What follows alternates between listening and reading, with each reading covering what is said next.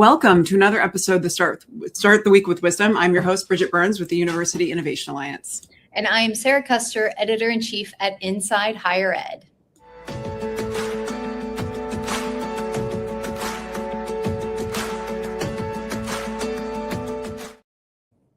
Each week, we join forces to have a lighthearted conversation with a leader in the field that we think you should be listening to. And we do that. It's broadcast on a Monday. It is upbeat and optimistic because, Mondays are hard. And so that's why we call it Start the Week with Wisdom.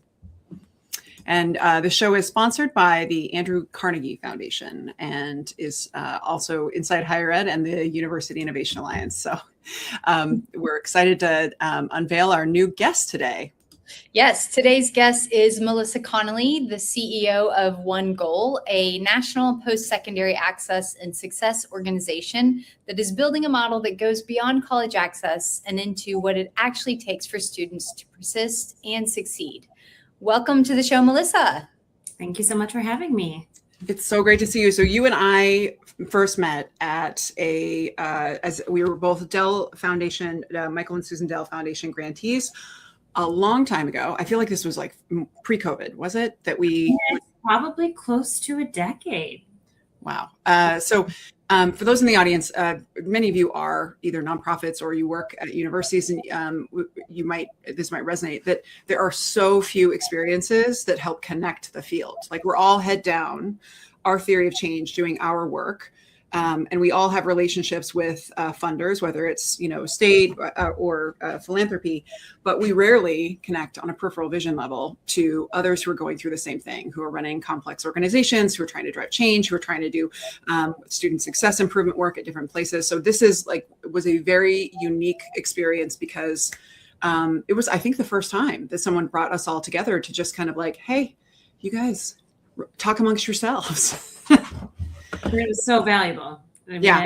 And I think it was right around the time there was actually a sort of major baton passing in our space where a lot of the newest CEOs were brand new and didn't sort of come up from other organizations, but were leading organizations for the first time. Many of us identified as first gen or leaders of color. And so, at least I will speak for myself, like I wasn't coming into the position with a network or with a ton of relationships. And so, that convening really opened so many doors to great people. And they did a couple of years in a row. And there are very few other things. There was scaling partners with Gates, but otherwise, this is a huge vulnerability in the field. There's no architectural element that pulls us together so that we make sure that ideas and learning and impact is actually spreading. We seem to think that like a published article or like a conference presentation is going to do the job, and it does not do the job, right? Like we do not know what emerging ideas are, I'm excited today to hear what you guys are up to and what you're learning. We will have no other way of knowing, right? Because it is actually through the conversations, the one-to-one. So anyway, super valuable. If you're listening and you're in the philanthropic space, this is a huge vulnerability for the sector. And if you really want to get to scale, be thinking about that peripheral vision and that connection, because we actually have ended up using ideas from other organizations, but also just the navigating the nuts and bolts, the difficulty of running a change organization, sometimes remote, philanthropy in the midst of 2026. And so it's really helpful to have peers that you can pitch and catch ideas with. Completely agree. I worked in schools for a long time in the K-12 system, and the best professional development conversations were happening in the lunchroom, right? It was you're eating your turkey sandwich and you're talking about your last lesson that just failed miserably, and you're workshopping it live. And that's what Dell convening felt like for me. It felt like cafeteria conversation about the work where you can share ideas that are relevant to you and know that you're getting real thought partnership from folks who see what you see. Sara, is there anything like that in media? I mean, Education Writers Association, is that kind of your closest thing? Is that you can talk to other peers? Yeah, I mean, journalists, we kind of do it informally as well in our newsroom. Even in newsrooms, as small as Inside Higher Ed's is, there are silos there. So I find it incredibly helpful when we're able to kind of pause, stop, let's all get together and really dissect this story that did really well, or let's talk a little bit about what was the process behind this headline or the framing of this story, or how did you get access to that source. Even those little small kind of crafty, practicey conversations with colleagues, I find super helpful and fulfilling. It seems like it's always set up, the field is set up kind of like a series of just ladders of it's all about you as an individual and your climb and you figuring it out. And we don't seem to think about the cultural like saturation of ideas to actually, what would it look like? What would be required for the people who do the things we do, whether it's journalism or change work, to actually level up. And it is not a bunch of individual silos and tinkering. It is actually collective field wide. So anyway, like shout out to the Dell Foundation for putting that on. It was immensely valuable. I still count on those relationships where whenever I run into folks, you and I ran into each other at South by, we'll see each other out in the field, but it's the foundation that was built there that makes the difference. I feel very lucky to have had that. Plus it's super helpful that I knew you were legit. Right? Because I knew how difficult it was to get a grant from the Dell Foundation. And I knew how like heavily, like we were vetted friendships. Yeah. They evaluate so rigorously. And so those of us who were, it was like you were doing real stuff. So let's talk about that real stuff, about OneGoal. Like, one, what is the goal? Where are you based? Like, tell people what's your pitch, I guess, for the organization beyond, we did a little bit of an intro, but help folks understand how to put OneGoal in the broader landscape. Yeah, so our one goal is that every young person achieves theirs, right? So young people have incredible professional aspirations, these bold ideas of who they want to become. And we want that goal to be our goal for them. And not just in words, but actually in practice in terms of how we're leveraging specifically the high school experience to prepare them for their transition to adulthood, right? What comes next? We used to pretty narrowly focus on a bachelor's degree or bust sort of approach. But I think like you all, I'm sure, are seeing every day, increasingly students' aspirations are varied and include multiple pathways to opportunity. And so now our tagline is multiple pathways, one goal. And really making sure that students are set up for success. So what started as a credit-bearing course that young people were taking throughout junior year and senior year, really planning for credentials, degrees, and certificates after high school, has now become an organization that is scaling effective advising practices across large districts, intermediaries, and states all across the country. Yeah. That makes so much sense. When I speak with people who are working in student success, they often say that practitioners and student success advocates kind of have one idea of what success is that doesn't always align with students' idea of their own success, and that we need to get more comfortable with that, and that it's not always about graduation rates 100%. or graduate earnings or something. And like these false bifurcations of either it's college or workforce, right? And that's not how kids think about their lives. Everybody ultimately wants a good job. That's what we're all trying. That's why we go to college, right?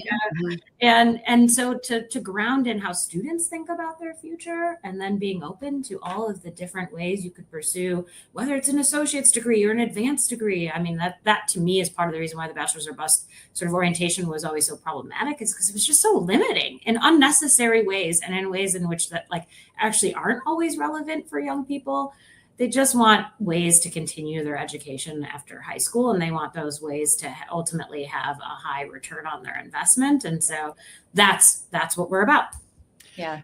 I just find this space is so, it's wasting a lot of energy because we are missing the point that it's not a one and done, right? Like you don't make a choice that we seem to sort people into you either a college person or not. And then we have no creativity or imagination to or even can open our eyes to see the number of people who later in life decide that actually they do want, now they're ready, right? This idea that 18 is the moment that that's the defining moment when you don't get, and I guess you've sorted into a category, is insane. I mean, it just doesn't make any sense whatsoever. You would want, in no way am I threatened by, workforce training or someone going into an apprenticeship or a different path or going straight into work or going to the military. Like at some point they will want to learn and grow and evolve.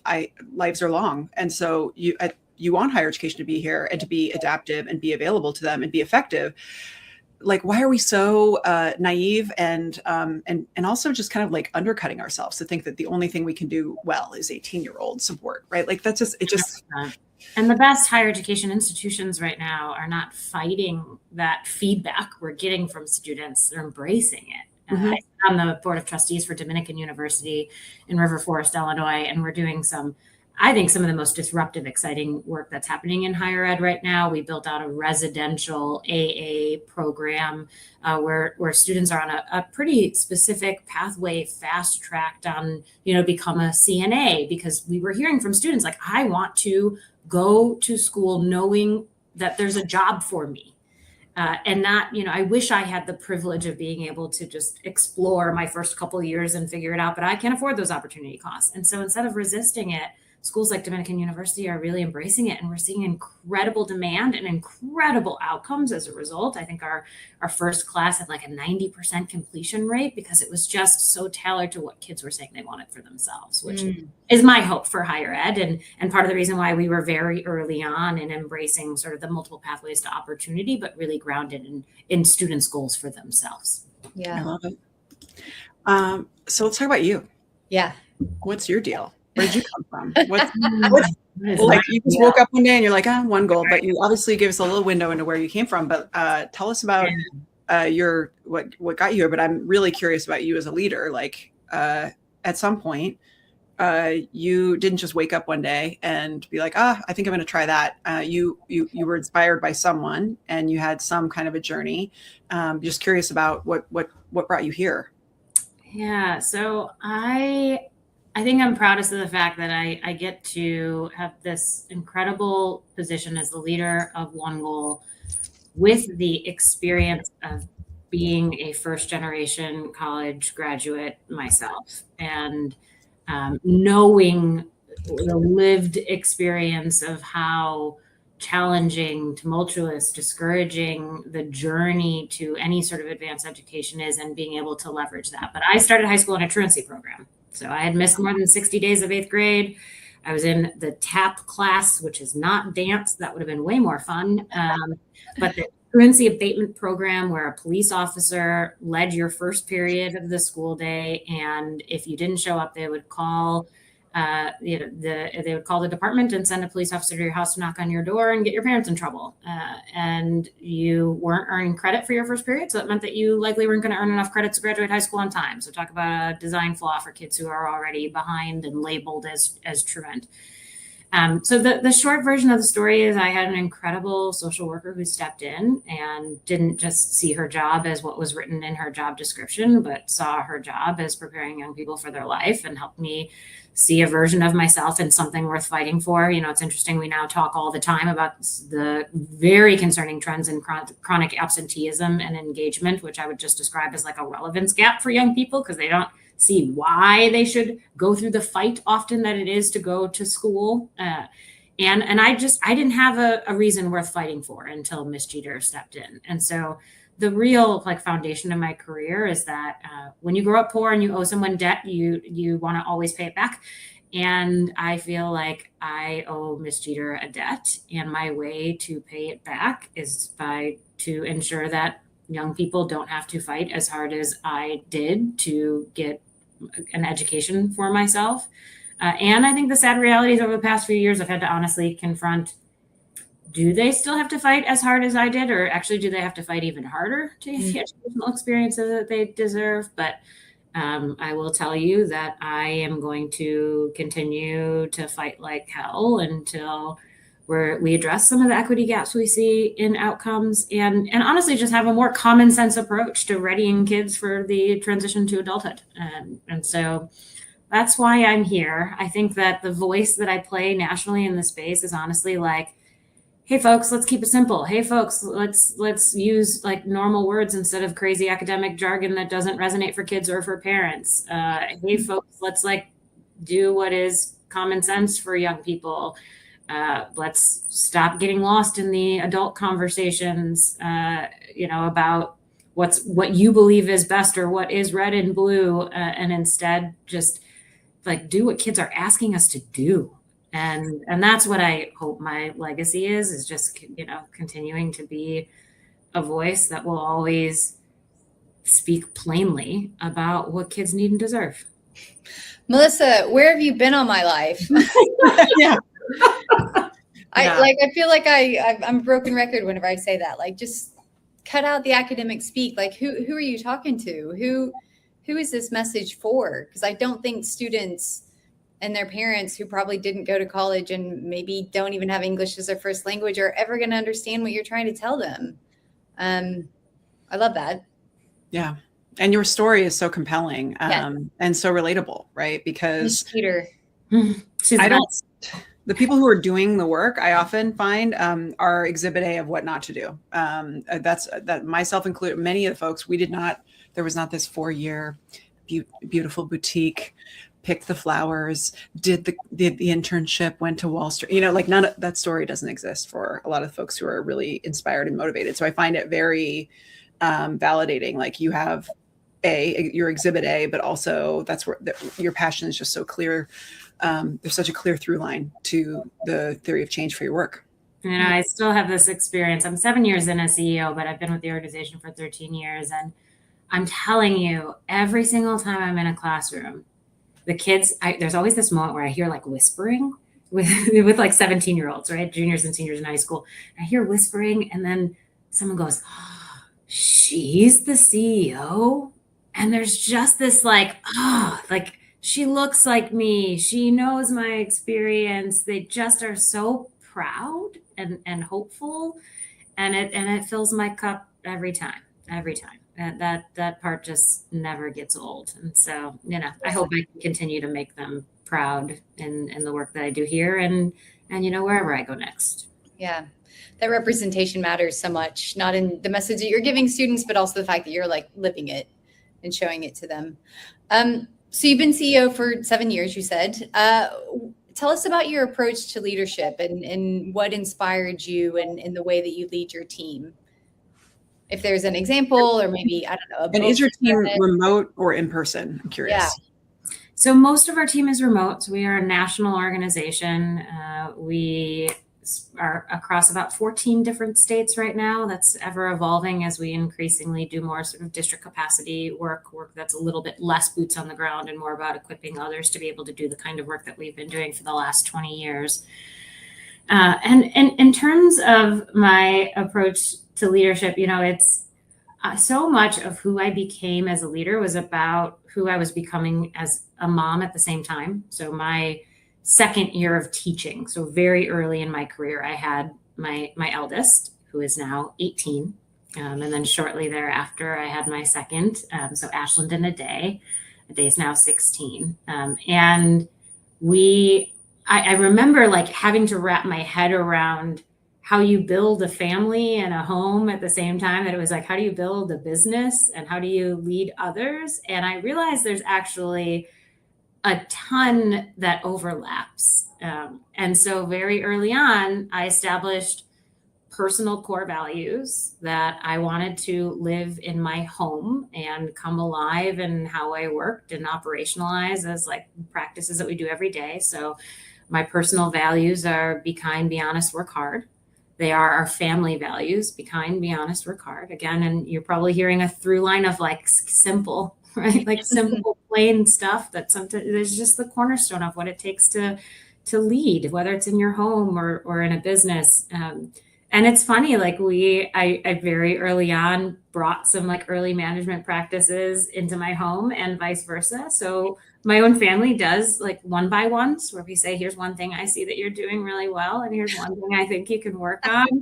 It's been it has been beautiful. Like our family, we know who we are. We know what we're about. We know how to work with each other. We give each other feedback. And so it's funny in so many ways because like, I don't like to think I'm, paternalistic at work, but there is very much a like motherhood element in all that I do and how I demonstrate love and care and sometimes tough love in, what I'm like ensuring that I am who I am at work and other people can be who they are. One of the best compliments I ever got as a leader was when a person was leaving staff and they were telling me about their experience and thanking me. And they said, Melissa, I have to say, at every other organization I'd ever worked in my life, I felt like there was always an or, like I had to choose if I was going to be a good mom or a good employee. But at OneGoal, I never felt like I had to choose. I had to make a choice. It was always and. I could be a good mom and I could be a good employee. And so I hope that spirit comes through in what it's like to work with me and what it's like to work at OneGoal in all I do. Wow. I feel like this is a recruitment video for both come and work at OneGoal. And it's also it's a shout out video for the Dell Foundation. I feel like we're doing some love here, but I love and that for moms, working moms. Yeah. I feel like a lot of the best people I've worked with have been moms. And what you were talking about, the lessons you learned from motherhood and raising a family, totally applicable to the workplace. From what I've seen. They are the secret to our success. Well, Melissa, I wanted to just wrap with, usually we ask 2 questions just because the audience is super curious, is if there's a book that you find yourself most frequently recommending to others who are about leadership or something that was just like important to you. And then the second is the best advice that someone gave you that you have used in your career. Yeah. So the book is Switch. I reference it all the time, but how to change minds and hearts. I think so much of this work has if you build it, they will come. If you just have the perfect chatbot or the perfect curriculum or the perfect whatever, it's going to fix all things in education. But we forget that this work is about people. People are hard to change. And so it's just such a brilliant and beautiful and very practical framework for, I think, what it looks like to move people towards some destination. I quote it and come back to it constantly. And then the best advice I ever got was, if you ever find a leader who's equal parts heart and head, follow them. Like, figure out a way to work with them because they are rare. And that's actually part of the reason why I came to OneGoal. My predecessor and founder, Jeff Nelson, was just one of those people, equal parts heart and head. He just loves and cares so hard, but is brilliant and disciplined and rigorous. And so, if you get the opportunity, you'll be surprised how much your own career accelerates as a result of surrounding yourself with people like that. Yeah. I love it. Well, thank you so much. This has been really lovely. And I'm so excited to introduce you to the broader audience. I feel like people should know about OneGoal and check out their work online. And especially if you're connecting with any of the OneGoal students, I'm sure super helpful to understand kind of the frame of reference, theory of change, and the work that they've done. Thank you. And shout out to both of you, because in the absence of philanthropy pulling together people, you all are standing in the gap in this moment in this way. So thank you for keeping this kind of conversation alive. Thank you. And to those of you at home, we look forward to talking to you next time. So see y'all later. See you next time.